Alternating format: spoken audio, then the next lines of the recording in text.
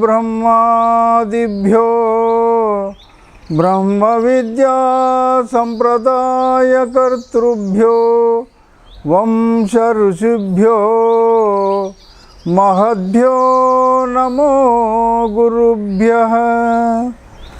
ओम गुरवे सर्वलोकानां भिषजे भवरोगिणां निधये सर्वविद्यानां दक्षिणामूर्तये नमः। कृष्णं कमलपत्राक्षं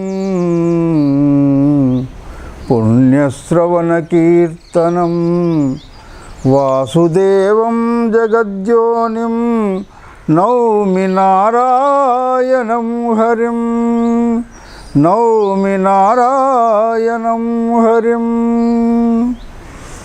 यं ब्रह्मा वरुणेन्द्ररुद्रमरुतस्तुन्वन्ति दिव्यैस्तवैः वेदैः साङ्गपदक्रमोपनिषदैर्गायन्ति यं सामगाः। ध्यानावस्थिततद्गतेन मनसा पश्यन्ति यं योगिनो यस्यान्तं न विदुःसुरासुरगणाः। देवाय तस्मै नमः, देवाय तस्मै नमः। అఖిలాండ కోటి బ్రహ్మాండ నాయకుడు గీతాచార్యులు శ్రీకృష్ణ పరమాత్మ దివ్య చరణములకు సాష్టాంగ నమస్కారములు అర్పించి గీతామాత దివ్య చరణములకు ప్రణమిల్లి మద్గురుదేవులు శ్రీ మాధవానంద స్వాముల వారి పాదపద్మములకు సాష్టాంగ ప్రణామములు అర్పించి మీ అందరి హృదయాలలో వెలిగే ఆ పరమాత్మ దివ్య చరణములకు ప్రణమిల్లి మనము ఇంతవరకు నిన్నటి వరకు 13వ అధ్యాయంలో 18వ శ్లోకం వరకు చెప్పుకున్నాము. వేదము 3 భాగాలుగా విభజించబడింది. కర్మకాండ, ఉపాసనాకాండ, జ్ఞానకాండ. అదే విధముగా భగవద్గీత కూడా 6 అధ్యాయాల చొప్పున కర్మ షట్కము, షట్కము అంటే 6 అధ్యాయాలు, భక్తి షట్కము మరియు జ్ఞాన షట్కము అని 3 విధములుగా భగవద్గీత కూడా విభజింపబడింది. కర్మ షట్కాన్ని, భక్తి షట్కాన్ని మనం పూర్తి చేసుకున్నాము. జ్ఞాన షట్కములో ప్రవేశించి నిన్నటి వరకు 13వ అధ్యాయము క్షేత్రజ్ఞ విభాగ యోగములో 18 శ్లోకాలను మనం చెప్పుకున్నాము. ఇప్పుడు 19వ శ్లోకం నుంచి ఈ అధ్యాయాంతం వరకు చెప్పుకుందాము. 19వ శ్లోకము ప్రకృతిం పురుషం చైవ విద్యనాదీవు భావపి వికారాంచ గుణాంచైవ విద్ధి ప్రకృతి సంభవాన్. అహే అర్జున, ఈ ప్రకృతి మరియు పురుషుడు కూడా అనాది అయినవిగా నీవు తెలుసుకో. విద్యనాదీవు భావపి. ప్రకృతి మరియు పురుషుడు ఈ ఇద్దరును అనాది అయినటువంటి వారు. దీంట్లో వికారాంచ గుణాంచైవ విద్ధి ప్రకృతి సంభవాన్. వికారములైనటువంటి యొక్క గుణములు ఈ ప్రకృతి నుండి ఉద్భవించుతున్నవని నీవు తెలుసుకో. ఇక్కడ మనం గమనించవలసింది ఏంటంటే, ప్రకృతి పురుషుడు కూడా 2 అనాది అయినప్పటికీ ప్రకృతి శాంతము, పురుషుడు అనంతము అనేటువంటి యొక్క విషయాన్ని మనం తెలుసుకోవాలి. ఆ విధంగా ఈ వికారాలన్నీ, ఈ గుణములన్నీ ఉద్భవించేది కేవలం ప్రకృతి అందే అని తెలుసుకో అర్జున అని భగవంతుడు అర్జునుని నిమిత్తంగా చేసుకొని మనకందరికీ బోధిస్తున్నాడు. ఆ విధంగా కార్యకారణ కర్తృత్వే హేతు ప్రకృతిరుచ్యతే పురుష సుఖ దుఃఖానాం భోక్తృత్వే హేతురుచ్యతే. ఈ ప్రకృతి ఈ దేహేంద్రియములకు కారణకర్త. ఈ దేహము కానీ ఇంద్రియాలు కానీ ఆ ప్రకృతి వల్లనే ఉద్భవించుతున్నవి. మరియు దీని వలన కలిగేటువంటి యొక్క సుఖదుఖాలను అనుభవించేవాడే పురుషుడు అని చెప్పబడుతున్నాడు. ఆ యొక్క సుఖదుఖాలను అనుభవించేవాడు పురుషుడు అని చెప్తున్నాడు. ఏ పురుషుడు అనుభవిస్తున్నాడనే విషయాన్ని మరో శ్లోకంలో భగవంతుడు చెప్తున్నాడు. పురుష ప్రకృతిస్థో హి భుంక్తే ప్రకృతిజాన్ గుణాన్ కారణం గుణ సంగోస్య సదసద్యోని జన్మసు. ఈ ప్రకృతిలో నెలకొన్నటువంటి వాడు అంటే ఆత్మస్థుడు, పరమాత్మ యందు స్థితి కలిగిన వాడు ఈ యొక్క ప్రకృతి యొక్క గుణాలను అనుభవించడు. కేవలం ఏ పురుషుడైతే ప్రకృతిస్థుడైతాడో, ప్రకృతిలో నెలకొంటాడో, పురుష ప్రకృతిస్థోకి భుంక్తే ప్రకృతిజాన్ గుణాన్, ఈ ప్రకృతి యొక్క గుణాలను అటువంటి వాడే అనుభవిస్తాడు. మరియు వాడు పొందేటువంటి యొక్క శుభజన్మలు అశుభ జన్మలకు కూడా ఈ ప్రకృతిలో వాడు నెలకొనడం వల్లనే వానికి మంచి జన్మ కానీ చెడ్డ జన్మ కానీ కలుగుతుంది అంటున్నాడు. పురుష ప్రకృతిస్థో హి భుంక్తే ప్రకృతిజాన్ గుణాన్ కారణం గుణ సంగోష్య. ఈ గుణములతో ఎవడైతే అటాచ్మెంట్, ఎవడైతే సంఘీభావము, సంగత్వాన్ని కలిగి ఉంటాడో అటువంటి వాడే ఆ గుణముల కారణం వల్ల మంచి జన్మలు కానీ చెడ్డ జన్మలు కానీ వాడు ఎత్తుతూ ఉంటాడు. గుణములతో ఎవరికైతే సంబంధం లేదో అప్పుడే వాడు ముక్తుడైపోతున్నాడు. ఎవడైతే ఈ గుణములతో సంబంధాన్ని పెట్టుకుంటాడో అటువంటి వాడు మంచి జన్మను కానీ లేదా చెడ్డ జన్మను కానీ ఎత్తుతూ ఉంటాడు.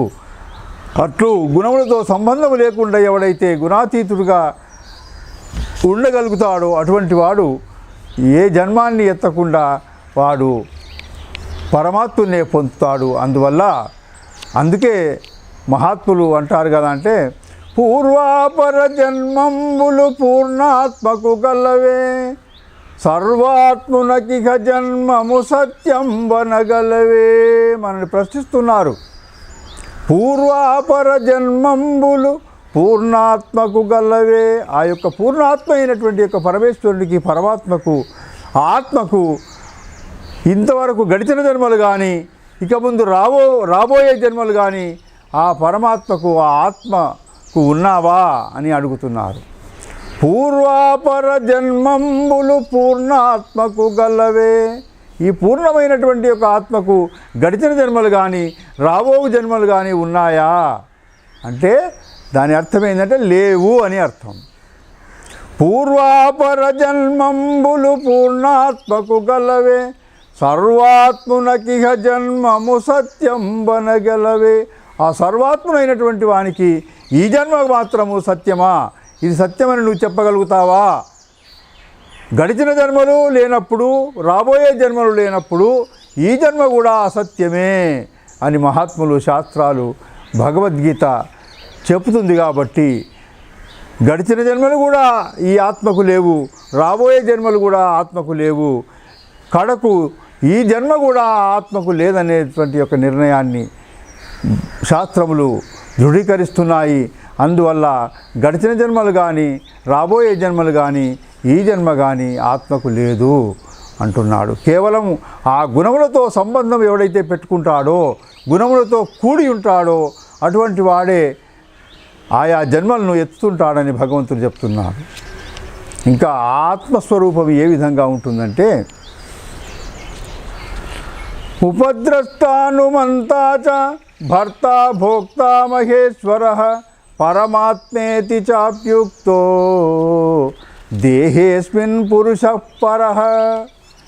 ఆ ఆత్మ అయినటువంటి యొక్క ఆ పరమాత్ముడు ఈ శరీరములో ఉండి ఉపద్రష్ట అంటే కేవలం సాక్షి స్వరూపుడై చూస్తూ ఉంటాడు, ద్రష్ట రూపంలో ఉంటాడు, దృశ్య రూపంలో కలిసిపోడు. ఒకవేళ తన యందు సకల ప్రపంచంబు కల్పితంబని ఎంచి కాంచినవ్వు. సీతారామాంజనేయ సంవాదంలో ఆత్మజ్ఞాని యొక్క లక్షణాన్ని చెప్తూ ఆంజనేయునికి శ్రీరామచంద్రుడు బోధిస్తున్నారు. ఒకవేళ తన యందు సకల ప్రపంచంబు కల్పితంబని ఎంచి కాంచినవ్వు. ఒక్కొక్కప్పుడు ఆ ఆత్మజ్ఞాని నాలో ఈ సర్వ ప్రపంచం కూడా కేవలం కల్పించబడ్డది, నిజానికి లేదు అని చూస్తూ ఉంటాడట.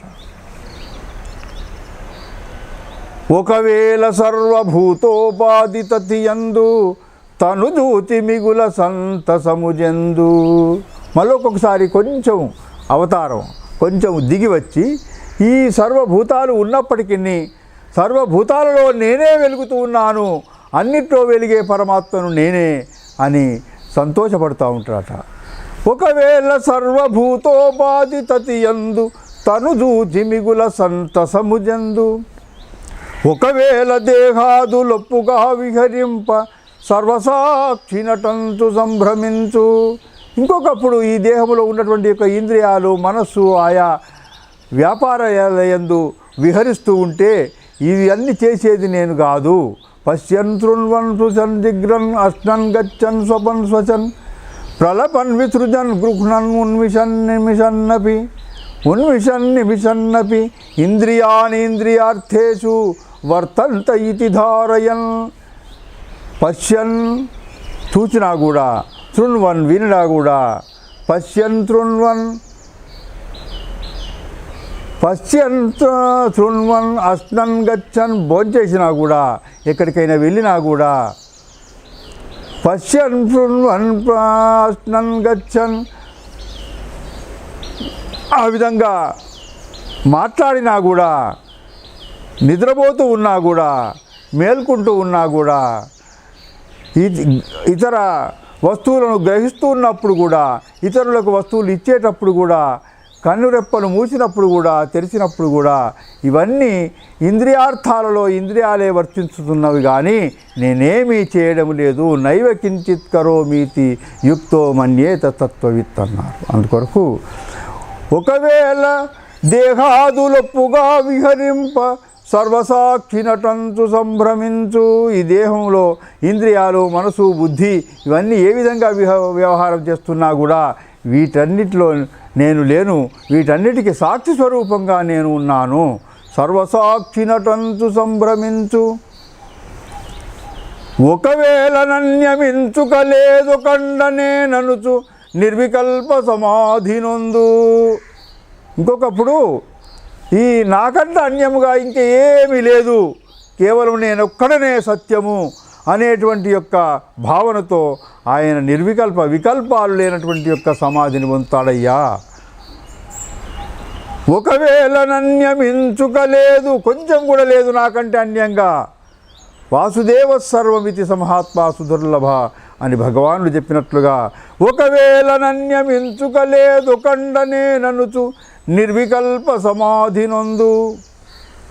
అతుల వైరాగ్య బోధోపరతుల గలుగు.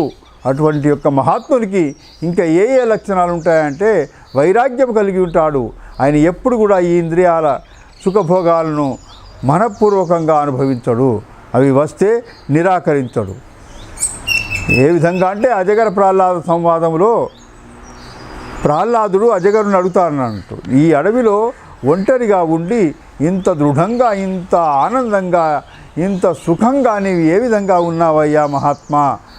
అందరూ నానా దుఃఖాలు అనుభవిస్తూ నానా కష్టాలను అనుభవిస్తూ ఉంటే ఇక్కడ ఈ అడవిలో నువ్వు ఏకాంతంలో ఉండి కూడా పుష్టిగా సృష్టిగా ఆనందంగా జీవిస్తున్నావు, దీనికి కారణం ఏందని ప్రహ్లాదుడు అజగరుని ప్రశ్నిస్తే అప్పుడు అజగరుడు చెప్తాడు, లేదని ఎవ్వరినడుగను రాదని చింతింప పరులు రప్పించినతో ఏదియు కాదని మానను, ఖేదము మోదమును లేక క్రీడింతుమదిన్. అయ్యా, నా దగ్గర లేదు అని నేను ఎవరిని అడగనయ్యా. లేకున్నా సరే నేను తృప్తిగా సుఖంగా ఉంటాను. లేదని ఎవ్వరిని అడుగను, రాదని చింతింప. అయ్యో, ఆయా వస్తువులు, ప్రాపంచిక వస్తువులు నా దగ్గర వస్తలేవే అని నేను చింతింప, నేను దుఃఖపడను. పరులు రప్పించినచో, ఒకవేళ వేరే ఇతరులు ఏదైనా తీసుకొచ్చి నాకు ఇచ్చినట్టయితే ఏదియు కాదని మానను, దేన్ని కూడా నాకు వద్దు పోండి అని తీసుకుంటాను, స్వీకరిస్తాను. కానీ ఇచ్చిన వారి యందు మోదము కానీ, ఇవ్వని వారి యందు ఖేదము కానీ ద్వేషము కానీ నాకు లేదయ్యా.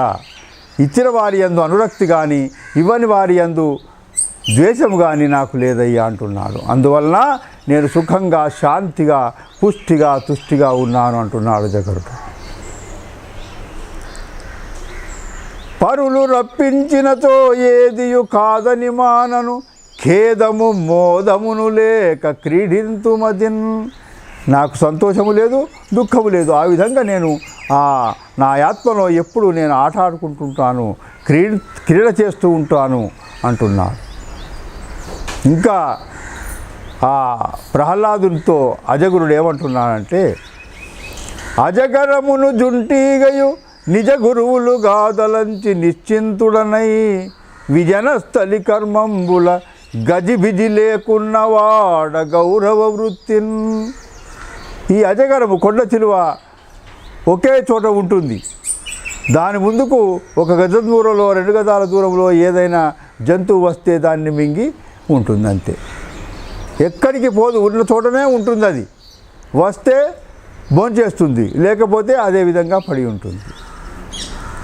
దాని యొక్క స్థితి అది. జుంటీగయు అంటే తేనెటీగలను కూడా చూసిండట ఆ మహాత్ముడు. వాటిని 2 గురువులట ఆయనకు. ఈ అజగరం ఒక గురువు, ఆ తేనెటీగలు ఒక గురువు. అజగరమును జుంటీగయు నిజ గురువులు కాదు, వాళ్ళే నాకు గురువులయ్యా, నిజమైన గురువులు వాళ్ళే అంటున్నాడు. నిశ్చింతుడనై, చింత లేకుండా ఉన్నాను. అజగరమును జుంటీగయు నిజ గురువులు గాదలంచి నిశ్చింతుడనై, విజనస్థలి, ఈ ప్రపంచంలో నేను గజిబిజి లేకుండా గౌరవంగా ఉంటున్నానయ్యా అంటున్నాడు. ఆ 2 ఎందుకు ఆయన గురువులంటే, అజగరం ఉన్న చోటనే ఉండి సుఖంగా ఉంటుంది, వస్తే భోంచేస్తుంది, లేకపోతే లేదు. కానీ ఆ తేనెటీగలు మాత్రము నానా పుష్పముల యందు పోయి అక్కడి నుంచి మకరందాన్ని, తేనెను తీసుకువచ్చి ఒక చోట ఒక చెట్టుకు అవి ప్రోగు చేస్తుంటాయి, జమ చేస్తూ ఉంటాయి. ఆ విధంగా ఎన్నో రోజులు పుష్పాల నుండి తీసుకొచ్చినటువంటి యొక్క తేనెను, మకరందాన్ని అవి ప్రోగు చేసి ఒక తేనె చెట్టగా, ఒక గూడుగా పెట్టేస్తాయి. ఆ విధంగా పెట్టిన తర్వాత కొన్ని రోజులకు సంపూర్ణంగా అది తయారైన తర్వాత ఎవడో ఒకడు వచ్చి ఆ తేనెటీగలను చంపి, తేనెటీగలను పారదోలి ఆ యొక్క తేనెను తీసుకెళ్తాడు.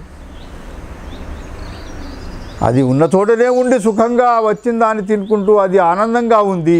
ఈ తేనెటీగలు తీసుకొచ్చి జమ చేసి పెడితే ఎవడో వచ్చి వాటిని పారద్రోలి, వాటిని చంపి ఆ తేనెను తీసుకుపోతున్నాడు. కాబట్టి ఈ ప్రపంచంలో ఈ మానవుల గతి కూడా అదే విధంగా ఉంది. కాబట్టి నేను ఏ చింత లేకుండా గౌరవంగా ఉన్నానని అజగరుడు చెప్తున్నాడు. కాబట్టి అందువల్ల అతుల వైరాగ్యం కలిగి ఉంటాడు ఆత్మజ్ఞాని. అతుల వైరాగ్య బోధ, జ్ఞానంతో ఉంటాడు, ఎప్పుడు ఏమరపాటు ఆయనకు ఉండదు. అతుల వైరాగ్య బోధోపరతుల గల్గు, ఉపరతి కలిగి ఉంటాడు, ఎప్పుడు ఆ పరమాత్మను అనుసంధానం చేస్తూ ఉంటాడు. ఈ ప్రపంచం మీద వైరాగ్యం కలిగి తన ఆత్మానుసంధానంలో తేలియాడుతుంటాడు. కాబట్టి అటువంటి యొక్క మహాత్ముని యొక్క మహిమల్ని వర్ణించడానికి ఎవరి తరము కాదు ఆంజనేయ అని శ్రీరామచంద్రుడు చెప్తున్నాడు. కాబట్టి అతుల వైరాగ్య బోధోపరతుల గల్గు, అతని మహిమలు గనుతించి, వాని యొక్క మహిమలను లెక్కబెట్టి పొగడాలంటే ఎవరికి కూడా తరము కాదు అంటున్నాడు. అతని మహిమలు గనుతించి అభినుతింప, హరిహర హిరణ్య గర్భాదులకైన తరమే. హరుడు శివుడు, హిరణ్య గర్భుడు అంటే బ్రహ్మదేవుని కూడా ఆ యొక్క మహాత్ముని యొక్క మహిమలను వర్ణించడానికి వీలు కాదయ్యా. అతని మహిమలు గనుతించి అభినితింప హరిహర హిరణ్య గర్భాదులకైన తరమి, వాళ్ళకు కూడా తరము కాదయ్యా. అపరిమిత సద్గుణ నికాయ, ఓ అపరితమైన సద్గుణాలు కలిగినటువంటి ఓ ఆంజనేయ అని శ్రీరామచంద్రుడు అపరిమిత సద్గుణ నికాయ ఆంజనేయ అని సంబోధిస్తూ అటువంటి యొక్క ఆత్మజ్ఞానాన్ని, ఆత్మజ్ఞాని యొక్క లక్షణాలను చెప్పినాడు. కాబట్టి ఆ విధంగానే ఇక్కడ వైరాగ్యం కలిగి ఉంటాడు ఆత్మజ్ఞాని అయినటువంటి వాడు అని చెప్తున్నాడు. ఉపద్రష్ట సాక్షి స్వరూపంగా ఉంటాడు. హనుమంతాచ అంటే ఏవి ఏ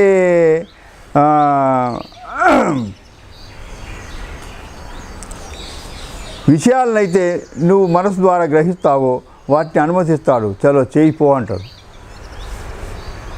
భర్త అన్నిటిని భరించేవాడు ఆ ఆత్మస్వరూపుడే. భోక్త అన్నిటినీ భుజించేవాడు, అన్నిటినీ ఆరగించేవాడు ఆ ఆత్మయే.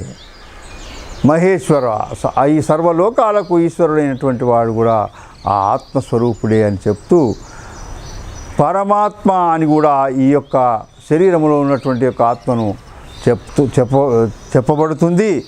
అటువంటి యొక్క ఆత్మ ఈ దేహంలో ఉండి కూడా ఈ దేహానికి అతీతంగా ఉంటుంది. దేహేస్మిన్ పురుష పరః, దేహంలో ఉండి కూడా ఈ దేహానికి అతీతంగా ఉంటుంది అర్జున. అటువంటి యొక్క ఆత్మను ఎవడైతే తెలుసుకుంటాడో, ఏవం వేత్తి పురుషం ప్రకృతించ గుణై సహా, ప్రకృతి గుణములతో కూడా ఈ పురుషుణ్ణి ఎవడైతే తెలుసుకుంటాడో, ఏవం వేత్తి పురుషం ప్రకృతించ గుణై సహా సర్వథా వర్తమానోపి, వాడు ఏ విధంగా నడుచుకున్నను అంటే దుర్మార్గ పనులు చేసి దుర్వ్యసనాలకు లోబడి ఉండడం కాదు దాని అర్థం. వాడు ప్రారబ్ధానుసారంగా ఏ విధంగా ఉన్నా కూడా, వాడు ధనవంతుడైనా కూడా, ప్రారబ్ధానుసారంగా బీదవాడై ఉన్నా కూడా, లేక అపరిమితమైనటువంటి యొక్క భోగాలను జనక మహారాజు వలె అనుభవిస్తూ ఉన్నా కూడా, శుకమహర్షి మాదిరిగా వైరాగ్యం కలిగి ఉన్నా కూడా, వాడు ఏ విధంగా ఈ ప్రపంచంలో ప్రవర్తించినా కూడా, ఏ విధంగా వాని యొక్క ప్రారబ్ధానుసారంగా వచ్చినటువంటి యొక్క సుఖదుఖాలను అనుభవించినా కూడా వాడు ఆ భగవంతున్నే పొందుతాడు. సర్వథా వర్తమానోపి నసభూయో విజాయతే, అటువంటి వాడు మళ్ళీ జన్మానికి రాకుండా ఆ పరమాత్మనే పొందుతాడయ్యా అర్జున.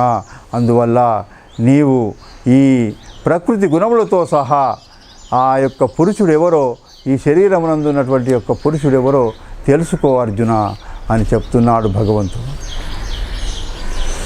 ధ్యానే, అట్లు కాకుండా కొందరు ధ్యానేనాత్మని పశ్యంతి కేచిదాత్మానమాత్మన అన్యే సాంఖ్యేన యోగేన కర్మయోగేన చాపరే. ఇటువంటి యొక్క ఆత్మను, ఇటువంటి యొక్క పురుషుణ్ణి కొందరు ధ్యానయోగం ద్వారా ధ్యానించి ఆ యొక్క పురుషుణ్ణి తెలుసుకుంటున్నారయ్యా. కొందరు సాంఖ్యయోగము అంటే జ్ఞానయోగం ద్వారా ఆ ఆత్మను తెలుసుకుంటున్నారు. ఇంకా కొందరు కర్మయోగం ద్వారా కూడా తెలుసుకుంటున్నారు అర్జున. అట్లు తెలుసుకొనుటకు శక్తి లేనటువంటి వారు అన్యేత్వేవ మజానంతః, ఆ విధంగా తెలుసుకునేటువంటి యొక్క శక్తి లేనటువంటి వారు ఇతరుల ద్వారా, మహాత్ముల ద్వారా, సత్సంగం ద్వారా విని వాళ్ళు తెలుసుకుంటున్నారు. వాళ్ళు కూడా ఈ మృత్యురూప సంసారాన్ని దాటి ఆ భగవంతుణ్ణి తప్పకుండా పొందుతున్నారని భగవంతుడు చెప్తున్నాడు. అందువల్ల శృతర్షి అన్నారు. శృతర్షి అంటే వినేటువంటి యొక్క ఋషి. ఎవడైతే శ్రద్ధతో, విశ్వాసంతో ఈ అధ్యాత్మ విద్యను వింటాడో వాడిని శృతర్షి అని వేణోళ్ళ బొగిడినారు శాస్త్రాలు, మహాత్ములు కూడా. కాబట్టి ఈ విధంగా ఆత్మను తెలుసుకోనలేకపోయినటువంటి వాడు ధ్యానయోగాన్ని, కర్మయోగాన్ని, జ్ఞానయోగాన్ని ఆచరించటకు శక్తి లేనటువంటి వాడు మహాత్ముల ద్వారా, సత్సంగం ద్వారా, ఈ యొక్క శాస్త్రాల ద్వారా ఈ యొక్క ఆత్మజ్ఞానాన్ని విని వాడు కూడా తెలుసుకొని ఈ మృత్యురూప సంసారం నుండి విడిపడి ఆ పరమాత్మను పొందుతున్నాడు. దీంట్లో అనుమానం అనేది ఏమీ లేదు అని చెప్తున్నారు. అందువల్ల నాకు చదువు రాదే, నేను శాస్త్రం చదవలేదే, మరి నేను భగవద్గీత చదవలేకపోయాను, నాకు సంస్కృత జ్ఞానం లేదు, మరి అక్షర జ్ఞానం లేదు, మరి నా గతి ఏమి అని చింతించవలసిన అవసరం ఎవరికీ కూడా లేదు. ఆ మహాత్ముల వాక్యాలను విని వాటిని ఆచరించి వాళ్ళు కూడా ఆ భగవంతుని పొందుతారు అని చెప్తున్నాడు భగవంతుడు. యావత్ సంజాయతే కించిత్ సత్వం స్థావర జంగమం క్షేత్రజ్ఞ సంయోగాత్ తద్విద్ధి పరశర్షభ. ఈ కనపడేటువంటి యొక్క ప్రకృతి మొత్తం కూడా, ఈ దృశ్యమాన జగత్తంతా కూడా కేవలం ఈ క్షేత్రజ్ఞ సంయోగాత్, ఈ క్షేత్రము మరియు క్షేత్రజ్ఞుని కలయిక వల్లనే ఈ సర్వ ప్రపంచం ఏర్పడుతుంది, అంతకు మిక్కిలి ఈ సృష్టి లేనే లేదు అని భగవంతుడు మనకు చెప్తున్నాడు. క్షేత్రజ్ఞ సంయోగం వల్లనే ఈ సృష్టి మొత్తము రచింపబడుతుంది, ఈ సృష్టి మొత్తము దృశ్యమానమవుతుంది. కాబట్టి అటువంటి యొక్క క్షేత్రజ్ఞుడెవరు, క్షేత్రమేదో తెలుసుకో అర్జున అని భగవంతుడు చెప్తున్నాడు.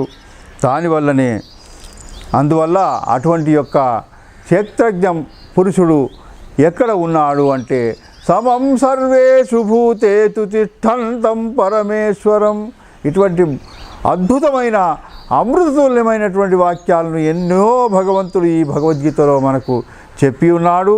వాటి యందు కొంచెం ధ్యానం ఉంచి భక్తుల యందు, జ్ఞానుల యందు, యోగుల యందే పరమాత్ముడు ఉంటాడు, తక్కిన అజ్ఞానుల యందు ఉండడు అనేటువంటి యొక్క భావాన్ని మనం తీసివేసి భగవంతుడు ఏం చెప్తున్నాడో కొంచెం శ్రద్ధగా చెవులు పెద్దవి చేసి వినాలి. సమం సర్వేషు భూతేషు తిష్టంతం పరమేశ్వరం. అన్ని భూతాల యందును, అన్ని ప్రాణుల యందును, చరాచర వస్తువుల యందును, ఈ కుర్చీలోను, ఈ కెమెరాలోను, ఈ పూల చెట్లలోను, ఈ బంగ్లా యందు కూడా అంతటా నేనే ఉన్నాను. అన్ని భూతాలలో నేను సమంగా ఉన్నానయ్యా, ఎక్కువ తక్కువ లేదు. జ్ఞానిలో పెద్దగా ఎక్కువ ఉన్నాను, అజ్ఞానిలో పాపాత్ముల్లో తక్కువ ఉన్నాను అటువంటి యొక్క ప్రసక్తే లేదు. అందరిలో నేను సమంగా ఉన్నాను అంటున్నాడు భగవంతుడు. అన్నప్పుడు మనం ఎవరిని ద్వేషించాలి, ఎవరిని పొగడాలో మనం విచారించుకోవాలి. సమం సర్వేషు భూతేషు తిష్టంతం పరమేశ్వరం వినశ్యత్స్వ వినశ్యంతం యపశ్యతి సపశ్యతి. ఈ నశించిపోయేటువంటి యొక్క భూతాల యందు నశించకుండా ఉండేటువంటి యొక్క ఒక ఆత్మస్వరూపం ఉందని ఎవడైతే తెలుసుకుంటున్నాడో వాడే నిజంగా తెలుసుకుంటున్నాడు, వాడే నిజమైనటువంటి యొక్క కన్నులు గలవాడు.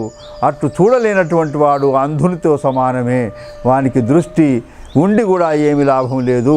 అందుకొరకు అన్ని భూతముల యందు ఆ పరమేశ్వరుడే నిండి నిబిడీకృతమై వెలుగుతున్నాడని తెలుసుకొని ఆ పరమాత్మ ఈ శరీరాదులన్నీ, ఈ భూత ప్రకృతి అంతా నశించినా కూడా ఆ పరమాత్మ నశించకుండా ఉంటున్నాడని ఎవడైతే తెలుసుకుంటున్నాడో వాడే నిజమైన జ్ఞాని, వాడే నిజమైన జ్ఞానాన్ని తెలుసుకోగలుగుతున్నాడు, చూడగలుగుతున్నాడు, అనుభవించగలుగుతున్నాడు అని పరమాత్మ చెప్తూ మళ్ళీ ఆయనకు తనివి తీరదు. ఏ విషయాన్ని నేను చెప్తే మళ్ళీ మళ్ళీ చెప్పండి ఆయనకు తనివి తీరదు.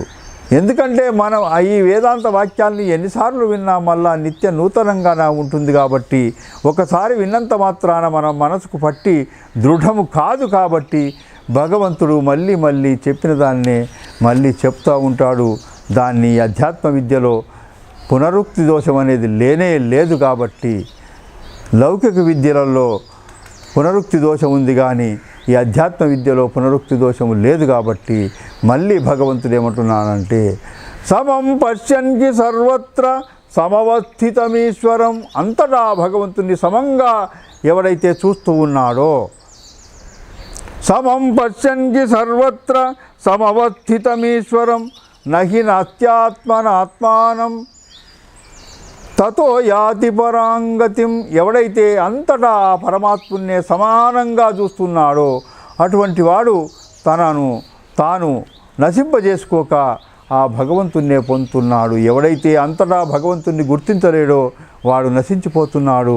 అంతటా పరమాత్మను గుర్తించేటువంటి యొక్క మహాత్ముడు తనను తాను నశింపజేసుకోకుండా తనను తాను అధోగతి పాలు చేసుకోకుండా ఆ భగవంతున్నే పొందుతున్నాడు అని అర్జును నిమిత్తంగా చేసుకొని మనకందరికి కూడా ఈ అమృతవాక్యాలను అద్భుతమైనటువంటి యొక్క గీతాబోధను స్వాముల శ్రీకృష్ణ పరమాత్మ వర్షింపజేస్తున్నాడు. దాంట్లో మన ద్వారాలు మన కిటికీలు మూసుకొని సూర్యుడు లేడని అనుకోవద్దు. అఖండంగా ఆయన యొక్క కృపావర్షము దయావర్షము కురుస్తూనే ఉంది. తడవని వానిదే తప్పు, ద్వారాలను కిటికీలను తెరవని వానిదే తప్పు, కానీ అఖండంగా సూర్యుడు వెలుగుతూనే ఉన్నాడు. అఖండంగా ఆయన కృపావృష్టి కురుస్తూనే ఉంది. దాన్ని గ్రహించేటువంటి యొక్క యోగ్యతను మనం సంపాదించుకొని ఆ భగవంతుని కృపకు పాత్రులమైగా మనము నడుచుకోవాలి. ఆ పరమాత్మ కృపకు పాత్రులయ్యేటువంటి యొక్క యోగ్యతను మనము సంపాదించాలి. అంతేగాని పరమాత్మునికి దయ లేదు, దయచూడు స్వామి అని ప్రార్థించే అవసరమే లేదు.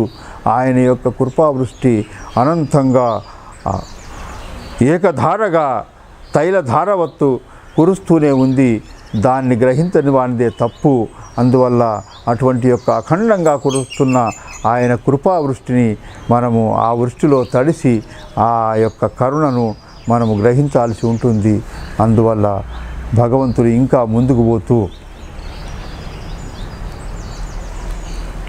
ప్రకృత్యైవ చ కర్మాణి క్రియమానాని సర్వచః, 3వ అధ్యాయంలో కూడా ఇదే విధంగా చెప్పినాడు పరమాత్ముడు. ఈ ప్రకృతి యొక్క గుణముల వల్లనే ఈ కార్యకలాపాలన్నీ కూడా నడుస్తూ ఉన్నాయి. ఇది మనం ముఖ్యంగా తెలుసుకోవాల్సిన విషయం. నువ్వు చేయకున్నా ప్రకృతి నిన్ను చేయిస్తుంది. ఎందుకంటే ఆ ప్రకృతి యొక్క గుణముల వల్లనే ఈ ప్రపంచంలోని సర్వ జగత్తులోని కార్యకలాపాలన్నీ నడుస్తున్నాయి. కాబట్టి ప్రకృత్యైవ చ కర్మాణి క్రియమానాని సర్వచః యపశ్యతి తథాత్మానం అకర్తారం సపశ్యతి. ఈ విధంగా ఎవడైతే ప్రకృతి గుణముల వల్లనే సర్వ కార్యకలాపాలు నడుస్తున్నాయని తెలుసుకున్నట్లయితే అటువంటి వాడు తనను తాను అకర్తారం సపశ్యతి, నేను ఏమి చేయడం లేదు అనేటువంటి యొక్క సత్య విషయాన్ని వాడు తెలుసుకోగలుగుతాడు.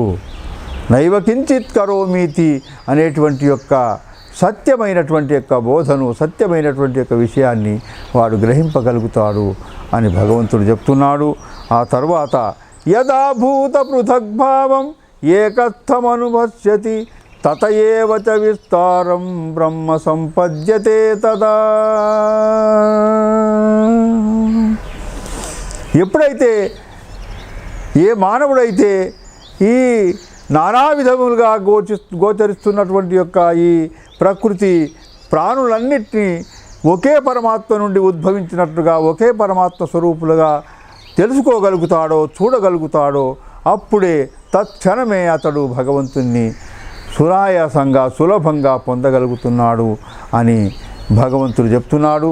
ఆ తరువాత అటువంటి యొక్క ఆత్మ ఏ విధంగా ఉందంటే అనాదిత్వాన్ నిర్గుణత్వాత్ పరమాత్మాయమవ్యయః శరీరస్థోపి కౌంతేయ న కరోతి న లిప్యతే. ఈ అర్జున, ఈ యొక్క ఆత్మ అనాదిత్వాన్ నిర్గుణత్వాత్, అనాది అయినటువంటిది, నిర్గుణమైనటువంటిది. అనాదిత్వాన్ నిర్గుణత్వాత్ పరమాత్మ అయినటువంటిది, అవ్యయమైనటువంటిది, అంటే ఎప్పటికీ నశించేది కాదు ఈ ఆత్మ. అనాదిత్వాన్ నిర్గుణత్వాత్ పరమాత్మాయమవ్యయః శరీరస్థోపి కౌంతేయ, శరీరంలో ఉండి కూడా ఏ కార్యాన్ని అది చేయదు, చేయించదు అంటున్నాడు. అనాదిత్వాన్ నిర్గుణత్వాత్ పరమాత్మాయమవ్యయః శరీరస్థోపి కౌంతేయ, శరీరంలో ఉండి కూడా నకరోతి నలిప్యతే, ఏది చేయదు, దేనితో అంటుకోదు. నలిప్యతే, దేనిని అంటుకోదు. అన్నీ చేసి కూడా ఆ ఆత్మ అన్నిటికీ ఆధారమై ఉండి కూడా అది దేనిని చేయదు, దేనితో అంటుకోదు అంటున్నాడు భగవంతుడు. యథా సర్వగతం సౌష్మ్యాత్ ఆకాశం నోపలిప్యతే సర్వత్రావస్థితో దేహే తథాత్మానోపలిప్యతే. ఏ విధంగా ఈ ఆకాశము అంతటా వ్యాపించి ఉండి కూడా దేనితోనూ అంటకుండా ఉంటుందో ఆ విధంగా ఈ ఆత్మ శరీరం అంతటా కూడా వ్యాపించి దేనిని కూడా అంటకుండా ఏ సంఘభావం లేకుండా సాక్షి స్వరూపంగా ఉంటుంది అర్జున అంటున్నాడు. యథా సర్వగతం సౌక్ష్మ్యాత్ ఆకాశం నోపలిప్యతే సర్వత్రావస్థితో దేహే. ఈ శరీరం అంతా కూడా వ్యాపించి ఉండి కూడా, శరీరమే కాదు ఈ జగమంతా ఈ బ్రహ్మాండాలంతా కూడా వ్యాపించి ఉండి కూడా దేనితోనూ ఈ ఆత్మ అంటుకోదు, దేనితోటి కూడా సంఘీభావం లేకుండా ఉంటుంది. అది ఆ ఆత్మ దేనిని అంటుకోదు. ఏ విధంగా అయితే కుమ్మరి పురుగు బురదలో ఉండి కూడా బురదను అంటకుండా ఉంటుందో, తామరపాకు నీటిలో ఉండి కూడా నీటిని అంటకుండా ఉంటుందో, ఆ విధంగా ఈ ఆత్మ ఈ సర్వ జగాలను సర్వ శరీరాలను ధరించి కూడా దేనితోనూ అంటకుండా నలిప్యతే, అది అంటకుండా ఉంటుంది అని భగవంతుడు చెప్తున్నాడు. ఆ విధంగా అన్ని దేహాలలో ఉండి కూడా అది ఏ శరీరాన్ని కూడా అంటుకోదు అని చెప్తున్నాడు. ఆ తర్వాత యథా ప్రకాశయత్యేకః కృష్ణం లోకమిమం రవిః క్షేత్రం క్షేత్రీ తథా కృష్ణం ప్రకాశయతి భారత.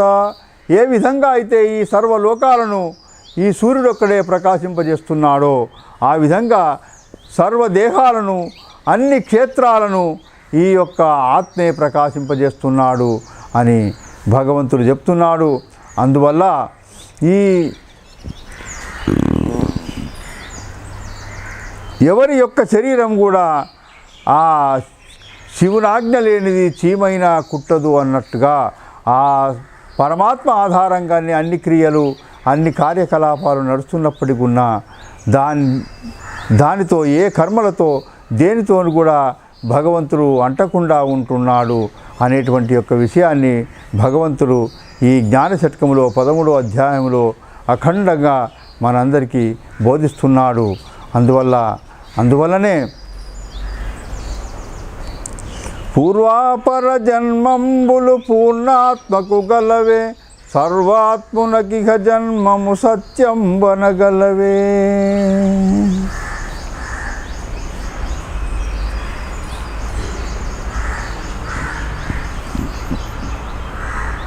అంతటా వ్యాపించి ఉండి కూడా దేనిని అంటకుండా ఏ ఆకాశమైతే ఉందో అదేవిధంగా ఈ పరమాత్మ స్వరూపం కూడా ఈ శరీరం అంతా కూడా అన్ని శరీరాలలో కూడా వ్యాపించి ఉండి కూడా దేనిని కూడా అంటకుండా ఉంటుంది అని చెప్తున్నారు. ఉత్తదిరా జగమెల్లా ఇది ఉపమునగని బుధులెల్లా సత్యమనుచు హరి సన్నుతి చేయుచు చిత్తచలనముల చేరనివ్వరట. ఉత్తదిరా జగమెల్లా నిధి ఉపమునగని బుధులెల్లా. ఈ జగత్తంతా ఉన్నట్టే తోస్తుంది కావుని నిజానికి అది లేదు, ఆత్మ ఒక్కటే స్థిరంగా ఉంటుంది అని సర్వశాస్త్రాల సారాన్ని మన జగద్గురు శంకరాచార్య వారు బ్రహ్మ సత్యం జగన్ మిథ్య అనేటువంటి యొక్క సూత్రాన్ని అనేటువంటి యొక్క సిద్ధాంతాన్ని ఆయన స్థాపించి దాన్ని విశేషంగా ప్రచారం చేసి అద్వైతాన్ని స్థాపించినటువంటి యొక్క మహాత్ముని యొక్క లక్షణం కూడా ఇదియే, ఈ భగవద్గీత సారము అదియే అనేటువంటి యొక్క విషయాన్ని, ఇటువంటి విషయాన్నే ఇంతకుముందు భగవంతుడు 2వ అధ్యాయంలో కూడా మనకందరికీ బోధించి ఉన్నాడు. నాసతో విద్యతే భావో నా భావో విద్యతే సతః ఉభయోరపి దృష్టోంతః త్వనయోస్తత్వదర్శిభిః. అంటే అందువల్ల ఉన్నటువంటి యొక్క పరమాత్మకు లేదనేటువంటి యొక్క విషయమే లేదు, ఉన్న పరమాత్మకు లేమి లేదు, లేనటువంటి యొక్క ఈ జగత్తుకు ఈ ప్రకృతికి భావమే లేదు. అంటే ఈ ఉన్నదానికి లేమి లేదు, లేనిదానటువంటి దానికి ఉనికి అనేదే లేదు అనేటువంటి యొక్క జ్ఞానాన్ని తత్వజ్ఞులైనటువంటి వాళ్ళు దర్శించినారు అని భగవంతుడు చెప్తున్నాడు. అందుకే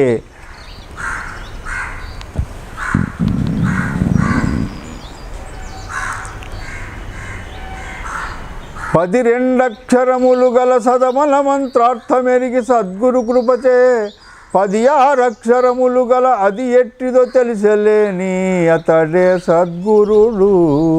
ఇవి రెండెరుగా నతడేటి గురుడు. మొదటిది పరిపూర్ణమును తెలుపు తదనంతరపుది బోధన చేయు ఎరుకను నతడే సద్గురుడు. ఇవి రెండెరుగా నతడేటి గురుడు. 12 అక్షరములంటే అయ్యం వ్యర్థం బాహ్య కోపీన భవతి అనేటువంటి యొక్క ద్వాదశాక్షర మంత్రాన్ని ఎవడైతే తెలుసుకుంటాడో మరియు 16 అక్షరములు కలిగినటువంటి యొక్క న శరీరం న కమస్తి మూలాభావమిదం జ్ఞాతో న శరీరం న కమస్తి అని ఎవడైతే ఈ శరీరము ఏమీ లేదు, దీనికి మూలమే లేదు అనేది గుర్తించాడో అటువంటి యొక్క మహాత్ముడు, అటువంటి వాడే గురువు. ఈ రెండింటిని తెలుసుకోలేనటువంటి యొక్క గురువు ఎట్లయితాడు? అందుకొరకు మొదటి మంత్రము పరిపూర్ణాన్ని ఆ పరమాత్మను తెలుపుతుంది. రెండవ మంత్రము షోడశాక్షరి ఈ ప్రకృతిని తెలుపుతుంది, ఈ ఎరుకను తెలుపుతుంది. కాబట్టి ఈ రెండింటిని తెలుసుకున్నటువంటి వాడే నిజమైన గురువు, నిజమైన సాధకుడు అని చెప్తున్నాడు. అందువల్ల తొలి మంత్రపర్థమెక్కడ గలదో ఎని వెదుకనేలగలదంతటా. మరి ఆ 12 అక్షరములైనటువంటి యొక్క ద్వాదశాక్షరి మంత్రాన్ని యొక్క అర్థము మరి ఎక్కడ ఉంది అని వెదికే అవసరం లేదు అంటున్నాడు మహనీయుడు. కృష్ణదేశకులు, భాగవతుల కృష్ణదేశకులు. తొలి మంత్రపర్థమెక్కడ గలదో ఎని వెదుకనేలగలదంతటా. ఆ మొదటి మంత్రానికి అర్థం ఎక్కడ ఉందో అని వెతికేయవలసిన అవసరం లేదయ్యా, అది ఎంతటా ఉంది. ఆ విషయాన్నే భగవంతుడు ఇక్కడ చెప్తున్నాడు. శరీరస్థోపి కౌంతేయ న కరోతి న లిప్యతే. అన్ని శరీరాల యందు ఉండి కూడా అది ఏమి చేయదు, దేనితోనూ అంటుకోదు. తొలి మంత్రపర్థం ఎక్కడ గలదో అని చూడనేలగలదంతటా. ఆవలి మంత్రపర్థం ఎక్కడ? మరి రెండో మంత్రానికి అర్థం ఏందని విచారం చేయవలసిన అవసరం ఏమీ లేదు. ఆవలి మంత్రపర్థం ఎక్కడ గలదో అని చూడనేలా. కాదా చూచేది, వినేది, తినేది, కనేది, కాదా చూచేది. అలా తొలుత దాన్ని నీవవలోకనము చేసి. మొట్టమొదలు నువ్వేం చేయాల్సిందంటే ఆ ద్వాదశాక్షరి మంత్రార్థమైనటువంటి యొక్క ఆ బయలును, ఆ పరిపూర్ణాన్ని నువ్వు గ్రహించి అవలోకనము చేసి చూసి అని చెప్తున్నాడు. కానీ చూసి అంటే ఆ పరమాత్మ ఏ విధంగా ఉన్నది అనేటువంటి నీవు గుర్తించి తర్వాత ఈ ఎరుకతో కూడుకున్నటువంటి యొక్క ప్రపంచాన్నంతా వదిలేసినట్లయితే ఇక నీకు జీవన్ముక్తి లభించిపోతుంది. ఆవలి మంత్రపర్థం ఎక్కడ గలదో అని చూడనేలా. కాదా చూచేది, వినేది, తినేది, కనేది. అల తొలుత దాన్ని నీవవలోకనము చేసి. కలకాల మెరుకాలు గలదాన్ని విడచితే. కాదా చూచేది, వినేది, తినేది, కనేది. ఆ విధంగా ఆ పరబ్రహ్మ అయినటువంటి యొక్క బట్టబయలను గుర్తించి ఈ ఎరుకైనటువంటి యొక్క ఈ ప్రకృతిని వదిలినట్లయితే ఇక నీవు జీవన్ముక్తునివే అని భగవంతుడు చెప్తూ ఆఖరుగా ఈ యొక్క క్షేత్రజ్ఞ విభాగ యోగంలో 34వ శ్లోకాన్ని చెప్పి ఈ అధ్యాయాన్ని ముగిస్తాడు భగవంతుడు. క్షేత్రజ్ఞయోరేవం అంతరం జ్ఞానచక్షుష. ఈ క్షేత్రానికి క్షేత్రజ్ఞునికి ఉన్నటువంటి యొక్క భేదాన్ని, అంతరాన్ని ఎవడైతే తెలుసుకోగలుగుతున్నాడో, క్షేత్రజ్ఞయోరేవం అంతరం జ్ఞానచక్షుష, వాటికి ఉన్నటువంటి యొక్క భేదాన్ని, వాటిలో ఉన్నటువంటి యొక్క తేడాని, క్షేత్రజ్ఞునికి క్షేత్రానికి ఏమి తేడా ఉంది అనేటువంటి యొక్క విషయాన్ని జ్ఞానచక్షు ద్వారా ఎవడైతే గుర్తిస్తాడో, క్షేత్రజ్ఞయోరేవం అంతరం జ్ఞానచక్షుష. భూత ప్రకృతి మోక్షం చయే విదుర్యాంతి తే పరం. ఆ విధంగా తెలుసుకున్నటువంటి వాడు ఆ పరమాత్మనే పొందుతున్నాడు. అటువంటి వాడు జ్ఞాని. ఈ జ్ఞానషట్కములో మొదటిదైనటువంటి యొక్క ఈ క్షేత్రజ్ఞ విభాగ యోగాన్ని పరమాత్ముడు విశాలంగా వివరిస్తూ ఈ ఒకే రోజు అయిపోతుంది అనుకుంటే ఈ క్షేత్రజ్ఞ విభాగ యోగం కూడా కేవలం 34 శ్లోకాలతో కూడుకున్నా కూడా 2 రోజులు ఈ యొక్క ప్రవచనము సాగింది. అందుకొరకు అటువంటి యొక్క జ్ఞాన షట్కములో మొదటిదైనటువంటి యొక్క ఈ క్షేత్రజ్ఞ విభాగ యోగాన్ని ఈ శ్లోకముతో భగవానుడు పూర్తి చేసినాడు. తరువాత రేపు మనం 14వ అధ్యాయమైనటువంటి యొక్క గుణత్రయ విభాగ యోగాన్ని గురించి చెప్పుకుందాము. అంతవరకు సెలవు. హరి ఓం తత్సత్.